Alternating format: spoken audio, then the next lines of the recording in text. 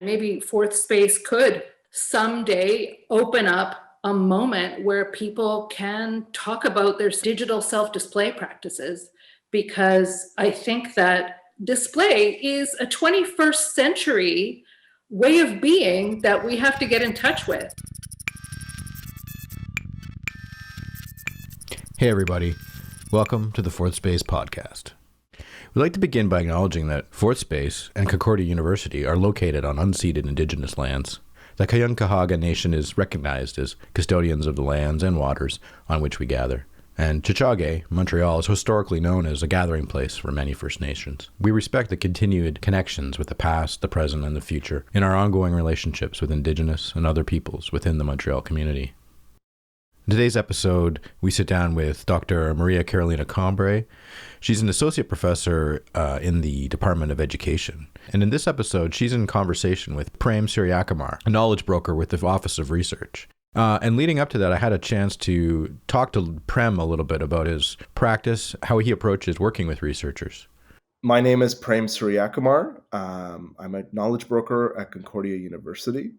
Thanks for coming in, and we're really happy to have you here for this interview with Carolina. But before we get to that, it would be great to know a little bit more about your process and kind of how you go into a conversation with a researcher.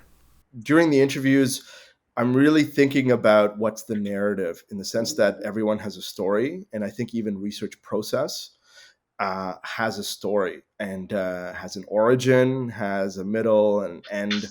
And it's a quest, and I really want to tell the story of these researchers' quest and what they're searching for and what motivated them. And in talking to them, when I'm also thinking about how can I make their quest better? Who can I connect them to? How can I, impact the society around them by knowing that they're working on this? But my job is to be able to make sure that other people know what they're working on. So are all the kind of general thoughts that are going through my head as I'm interviewing them. And then also thinking about, as an outsider, since I'm not an academic, I work in academia, I try to think about questions that a non-academic would ask.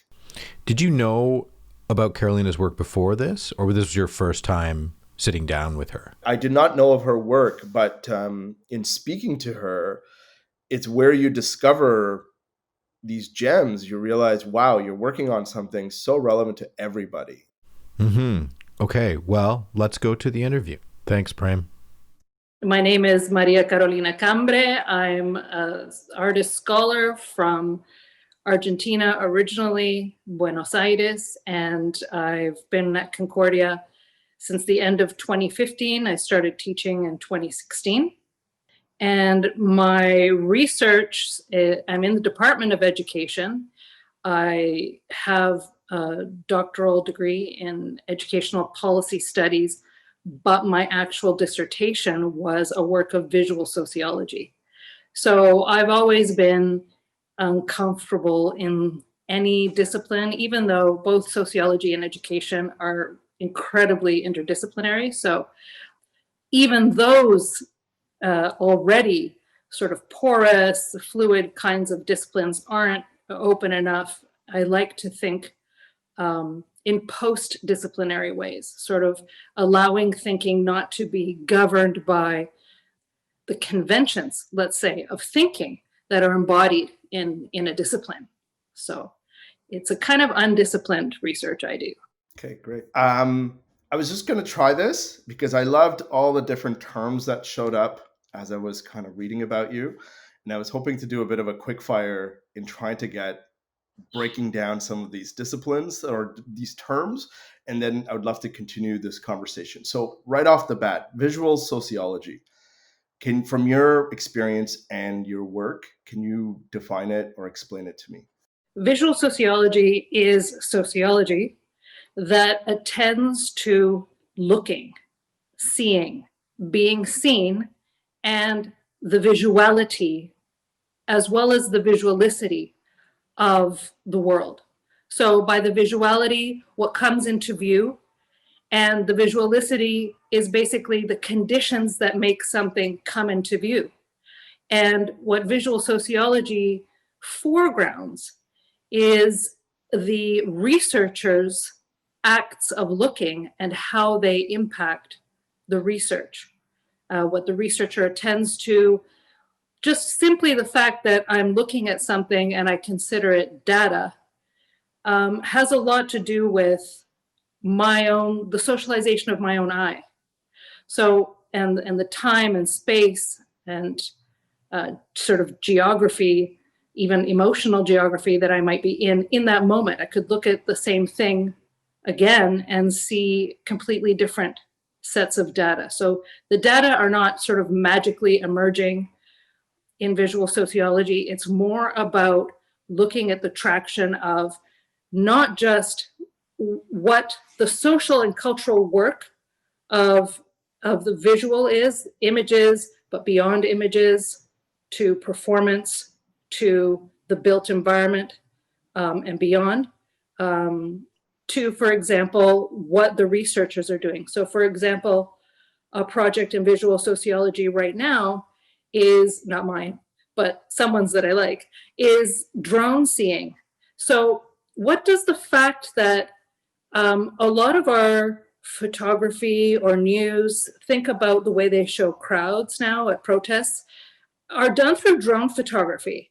So the eye is displaced in a way that it hasn't been historically. So what does that do for the ways we interpret or experience images and the visual world? And then what does that do for us socially, right? So that's where visual sociology kind of fits in.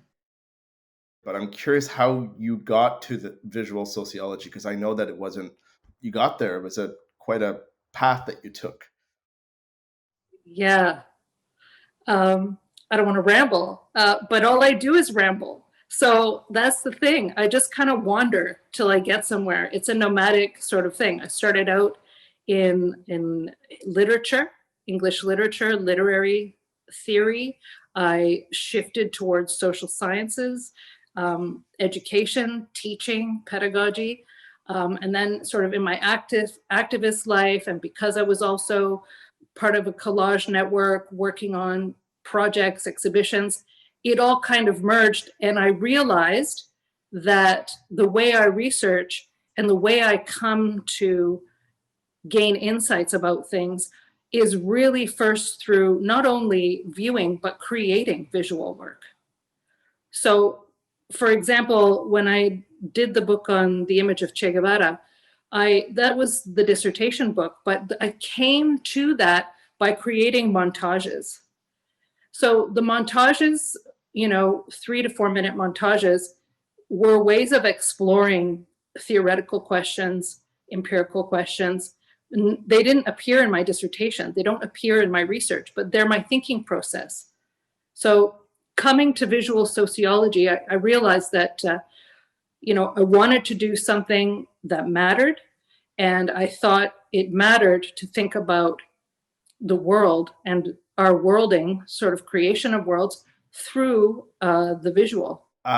Just kind of jumping to, because part of what you're also recognize is the sociology of education. The work, I would love a quick definition as how you would describe that discipline. Sociology of education is considered a subfield of sociology, but it crosses into, of course, education. And what it looks at is all the different aspects, social aspects that impact education. So it looks at socioeconomic status, it looks at urban versus rural, it looks at identity, race, class, ability. So, for example, a sociology of education would problematize the fact that, for example, if there's a fire drill at a school, or if there's a fire at a school, the instructions are for all able-bodied students to leave first and to leave chair users and people with disabilities for last. So what are the priorities and what is the sort of society that creates that way of thinking? Because a child's first instinct is to go help the child that can't get out and push them out, right? And they have to be trained to leave them behind. This is a part of the social and cultural learning that happens in schools that's not part of a curriculum. And so sociology of education looks at that, looks at how, for example, arranging desks in rows, separating people or aligning them in certain ways does something to them, right? The way the day is structured, the way people have to line up, all those kinds of bodily norms that children are pressed into are part of the socialization that happens through schooling. And that's what sociology of ed looks like. Great, thank you. So now I'm curious, if we were to go back to that concept of your wandering and the interdisciplinary or post-discipline, how do these things come together in terms of your current work? And I know you're looking at digital representation, and if you could talk a little bit about that. Okay. Deep dive into the current project, which is The Filtered Face, a sociology of selfies. I'm working with Christine Lavrance from the University of Western Ontario, co-authoring the book. We ran 25 focus groups in 2 provinces and 4 cities with people aged 18 to 29 of a variety of races, abilities, and gender identities. And we have been working through the transcripts to learn about what is it that has changed in terms of the digital self-display of a person. Everyone seems to implicitly agree on what the rules are for not only for how to take a selfie, but also for how to share it, when and where. You know, there are lots of top 10 ways to make your selfie look good online, but there are much more nuanced rules. For example, around hashtagging, people that add and then delete hashtags.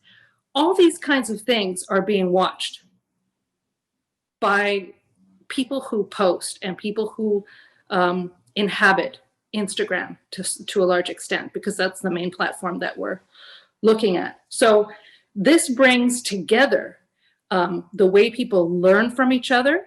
So it's pedagogical. So there's your sociology of education angle.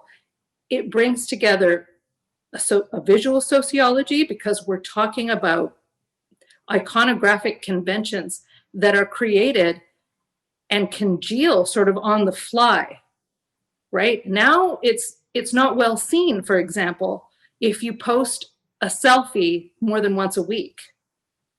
And so there are rules, but these are implicit rules.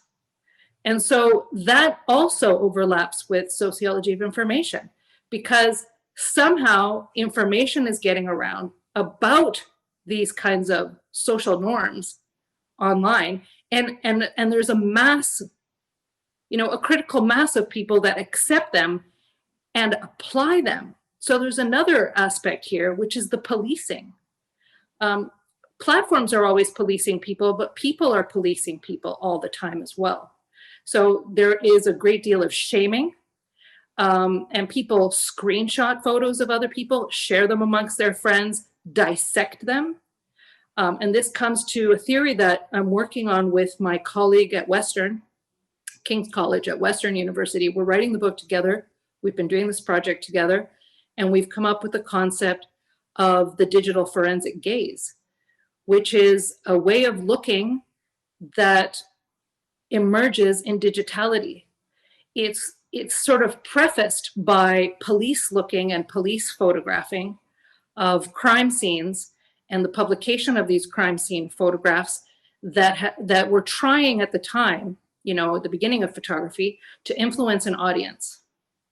But what's now happening is that, we think about scrolling as a glance, but scrolling is not a glance.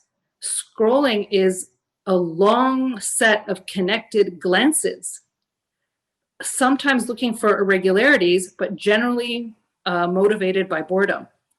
And they trigger, or they're triggered by, or they lock into, let's say, the flow of a feed. So because scrolling has a lot to do with a feed, there is a lot of emphasis on a feed and the coherence of a feed. But people stop and there's a different kind of looking. Now we think that there's attention, there's a deficit of attention. People are attention exhausted. But the way people look at selfies is incredibly intense. And what they're looking for, often some of our participants use the word watermark.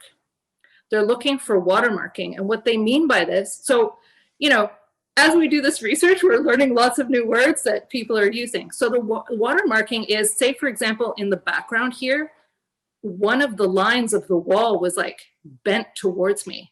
Someone would read that as a sign that the photo was edited, that I've thinned my figure, right? And that's what they call a watermark. So that calls for intense scrutiny. They're looking for any pore smoothing, lip plumping, eyebrow raising, background editing, kinds of editing. And this goes for both male bodies and female bodies, muscle pumping, et cetera, et cetera. I mean, it's really interesting. In one of the focus groups, what we did was show people 6 selfies of different people at different places doing different things and ask them to talk about them. And so many people noticed all kinds of things that we would never have identified. So there was one selfie of someone in a mirror, and it was a mirror selfie post shower because it was steamed. But immediately people noticed, yeah, they rubbed off the steam from the mirror in this place and in this place to show the face and the abs, but not the phone. And people spotted that right away, which parts of the mirror had been cleared for the image. I mean, it's a very precise, intense kind of analysis that's going on. And I don't think we give youth, I guess, 20-year-olds enough credit for the crafting of the images and also the analysis of the images. So when we talk about an image-focused society, it's incredibly intense. I don't know. What would be your ideal outcome from this process? I don't know what this means for future, but I know that the people we interviewed are aware of the contradictions and the difficulties, and they're aware that the pressure from platforms to behave in certain ways. They even have an expression for it. They call it the forced positive. You got to be happy. You got to say good things. If you're not pumping someone up, you just shouldn't say anything. So you really got to swallow a lot of things that you might want to express, that a friend who cares about a friend might express. That might be unpleasant, but you can't. You can't. So, and that's why you have the Finsta and the Rinsta, right? So you have to create your fake Instagram, which is where you put your real stuff. And your real Instagram is where you put your fake stuff. So this kind of it's a schizo situation, right? Which has led us to a theory worked on by Deleuze and Guattari's work on schizoanalytic cartographies. And we're using a schizoanalytic frame in part because there's so much ambiguity and anxiety created by these contradictions that are really affecting people. So I guess what I would see in the future, where I would see this going is developing ways of teaching polymedia literacies, making it explicit how different mediated expressions come to impact a person and come to impact relationships. And so that people get a language around critiquing and assessing and don't just feel bad about it. If you could just quickly describe polymedia literacies. People came up with polymedia literacies to indicate that we're not in a multimedia environment. A multimedia would be a way of understanding media as separate but together. So you have, you have collage, and then you have multimedia collage, which incorporates both photographs and painting and this and that, but you can still tell them apart. In a polymedia environment, it's a more seamless blending of a variety of media. So you have people taking selfies inside video games, for example.